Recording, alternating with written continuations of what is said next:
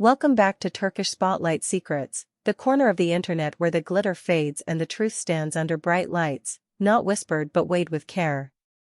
Today, we are not unfolding tales of red carpets or perfect premieres. Tonight's story belongs to the quiet echoes in hospital corridors, to the frailty behind fame, and to a devotion that revealed itself when the city slept. Istanbul witnessed a night that no one who loves this industry will forget. An ambulance cut through the silence, rushing Yüksel to emergency care. And what happened after that ambulance door closed, what played out beyond the waiting room and beneath fluorescent lights, is why we're here, hearts open and eyes steady. The lead role in this intimate drama? Baris Baktaş, grappling with fear and a conscience louder than the sirens. Before we dive into everything we learned in those tense early hours, make sure you're part of the Turkish Spotlight Secrets family. Subscribe, turn on alerts, and if you appreciate storytelling that looks for the heartbeat beneath the headlines, consider becoming a supporter. Your presence here matters. Now, breathe in and stay with me, because the night was long, and the revelations were longer. The alert hit both fans and journalists like a lightning strike. Yüksel, usually a whirlwind of energy, a professional who thrives on motion and momentum, collapsed from sheer exhaustion. The actress whose schedule reads like a marathon and whose smile never seems to fade finally reached the human limit that ambition does not erase. Sources reaching our desk at Turkish Spotlight Secrets say she was taken in with symptoms consistent with extreme overwork, a warning her inner circle had feared might come if she didn't slow her pace. Yet the chaos of triage, medical protocols, and worried family wasn't what commanded the room. It was the sight of one man transformed. Baris Baktaş arrived first, not as a colleague offering polite concern, not as a distant friend keeping up appearances, but as someone racing against his own dread. Witnesses at the hospital recall an image fit for a high-stakes series, Baris striding in, words catching in his throat, all that usual composure he shows on set stripped away. He pressed for updates, paced with a restless energy that betrayed a private earthquake. While doctors stabilized the actress, he couldn't sit still. Anxiety turned him into an animal that couldn't be caged, tracing the same patch of floor, pausing at every door, reacting to every sound. It was in that unwinding hour that an overheard call fed a fire that had been smoldering for months. With a voice roughened by worry, he said to someone close, "This is on me." He repeated it, as if the phrase itself weighed more than he could carry. Why would Baris shoulder blame for what happened to Yağmur? The clue lies in the hours preceding the collapse. We've learned the pair spent the previous day in a marathon work session, no casual catch-up, but an intense, top-of-the-line meeting for a project being quietly built for a major platform with global reach and a Turkish heart. Those in the know say Yağmur's rest had been fractured for days, her sleep tracked by friends like weather moving the wrong way.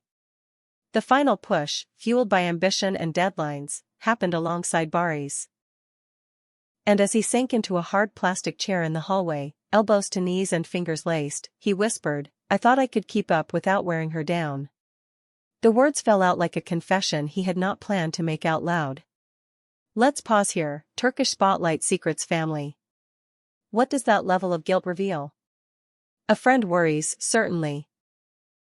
But when someone believes they should have protected the other's body from their own drive, when the responsibility feels personal rather than professional, the bond goes deeper than the casual labels we like to use. Is this devotion that crosses into love, or is it the crushing weight of a shared dream taken too far? Tell me what you see in this, tell me what your heart tells you. And if you're still with us, press like so this story continues to reach those following every beat of this night. As the hours moved forward and dawn turned the Bosphorus pale, the immediate danger settled. Yağmur was moved to a private room. And there was Baris again, now less a panicked shadow and more a silent sentinel. He didn't call a manager to choreograph the optics. He refused to go home, even when advised to rest. He turned the corridor into his vigil. Then came a scene that the staff will remember, an exchange with Yağmur's mother. She, too, stayed through the night, and she approached Baris not to accuse but to reassure. "Don't carry so much," she told him with a mother's quiet certainty. "She's a fighter." Those within earshot say the tenderness of that moment set social media alight with one question: when family speaks comfort to you like that, are you really just an outsider? Or have your worries been recognized as part of the circle all along? Inside the room, the air took on the hush that only comes after storm. When allowed in, Baris remained near the window but never lost sight of the bed. Every few minutes his gaze returned to Yağmur, and his hand found hers with a care that spoke volumes without noise. "Are you feeling any better?" he murmured each time a nurse adjusted the equipment. He watched monitors as if learning a new language, absorbing every number, eyes flicking back to the staff for confirmation he never voiced. He looked like a man who had placed himself between her and the world and decided to become the buffer. With morning's first light, clarity returned to her eyes. She focused, recognized him there, and the smallest smile changed the room. "I'm okay, please don't worry," she said softly, reclaiming her strength one breath at a time. But relief didn't flood his face, regret remained. "I hate that I pushed you this hard," he answered, not looking away. That line mattered. It acknowledged their mutual drive, yes, but it also carried a promise he hadn't made before, to protect her even from the parts of her that won't slow down. "Everyone slips up sometimes, don't carry it so heavy," she replied. And then, in a whisper that turned the atmosphere crystalline, "You're carrying this alone." Those who witnessed the exchange said what followed needed no subtitles. Their eyes did the rest. Whatever they have together, friendship, love, partnership, spoke fluently in silence. While that fragile piece held inside, the world outside erupted. Word traveled faster than any official statement. Fans gathered, bringing flowers and handwritten notes. The press took their positions along every possible exit. The couple's names climbed the global trends, 2 words side by side as people prayed for her recovery and speculated about his vigil. Security struggled to keep quiet spaces intact as the morning grew brighter, yet the noise of speculation continued to swell. Even in that whirlwind, one image told its own story. Cameras caught Baris heading toward the parking area briefly, clothes rumpled from a night spent in a waiting chair, shoulders tight with tension and sleeplessness. He did not address the microphones or yield to questions. He stopped in a corridor, unlocked his phone, and sent a message to the people closest to him. Later, those words found their way to daylight: "She's stable, and I have to be gentler moving forward." In one simple line, he shifted the goal from glory to care. That shift made the whispers about their project grow louder. Accounts from inside the production camp, offered under strict anonymity to Turkish spotlight secrets, painted a clearer picture. Yağmur showed the same discipline that made her a star, but the days had stacked up thin on rest and heavy on pressure. Her body eventually threw the only break it could. The bigger question lingered for everyone watching. How much is worth sacrificing when the dream is huge and the audience worldwide?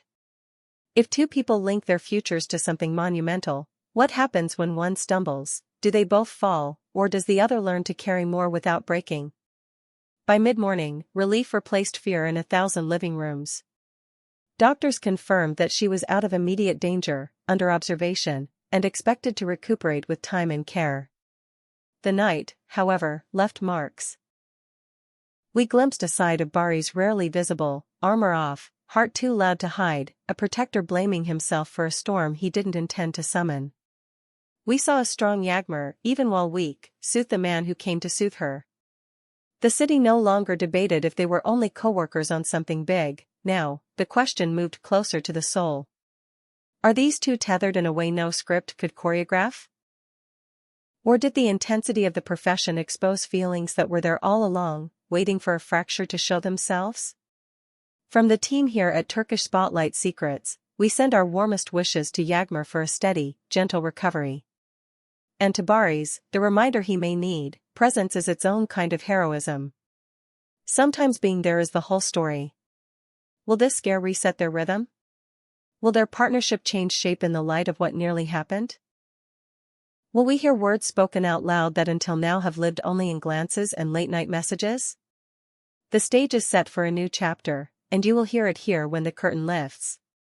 Share your thoughts, subscribe if you haven't yet, and pass this story along to everyone who held their breath through the night. Thank you for trusting Turkish Spotlight Secrets to carry this with sensitivity and truth. Take care of yourselves and each other.